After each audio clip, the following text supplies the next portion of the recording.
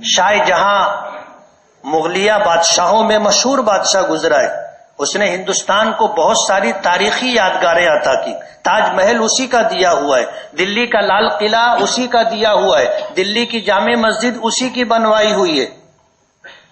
اس کے 3 بیٹے تھے، دارا شکو، شجاع اور اورنگزیب۔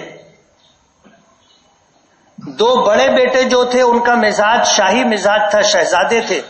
اورنگزیب عالمگیر رحمت اللہ علیہ جو تھے، یہ اپنے اتالیق کے پاس، یعنی جو ان کے مربی تھے، ان کی تربیت کرنے والے جو بزرگ تھے، ملا جیون نام تھا، انہوں نے ایک مشہور فقہی اصول پر کتاب لکھی ہے جو ہمارے مدرسوں میں پڑھائی جاتی ہے، نور الانوار کے نام سے۔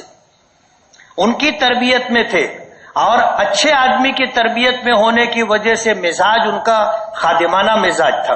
اب تینوں بیٹوں میں ہندوستان کا تخت حاصل کرنے کے لیے جنگ چل رہی تھی۔ اورنگزیب عالمگیر رحمت اللہ علیہ کو اور پھر ان کے ذریعے بڑے بھائی دارا شکوہ کو پتا چلا کہ ہندوستان کا تخت کسی فقیر کے پاس ہے اور ہندوستان کا تاج کسی دوسرے فقیر کے پاس ہے۔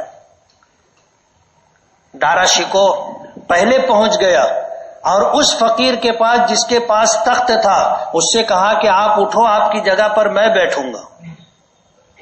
انہوں نے کہا کہ نہیں، میں اپنی جگہ سے نہیں اٹھتا۔ اس نے جا کر جو سلوک کیا تھا اس سے محروم ہو گیا۔ بعد میں اورنگزیب عالمگیر رحمت اللہ علیہ پہنچے تو اس فقیر نے اپنی جگہ سے اٹھ کر کے اورنگزیب عالمگیر رحمت اللہ علیہ کو اس جگہ بٹھایا۔ اور پھر اورنگزیب عالمگیر رحمت اللہ علیہ دوسرے فقیر کے پاس پہنچے۔ جب دوسرے فقیر کے پاس پہنچے تو دارا شکو وہاں پہلے پہنچ چکا تھا اور اس نے کہا کہ یہ ٹوپی رکھی ہوئی ہے، میرے سر پر آپ رکھ دو۔ تو اس فقیر نے جواب دیا کہ کسی ایک ملک میں ایسا نہیں ہوتا کہ تخت کسی اور کو ملے اور تاج کسی اور کو ملے۔ تخت جس کو ملنا تھا مل چکا ہے، تاج بھی اسی کو ملے گا۔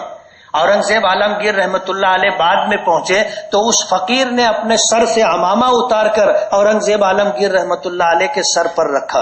اورنگزیب ہندوستان کے بادشاہ بنے اور 50 سال ہندوستان پر حکومت کی انہوں نے۔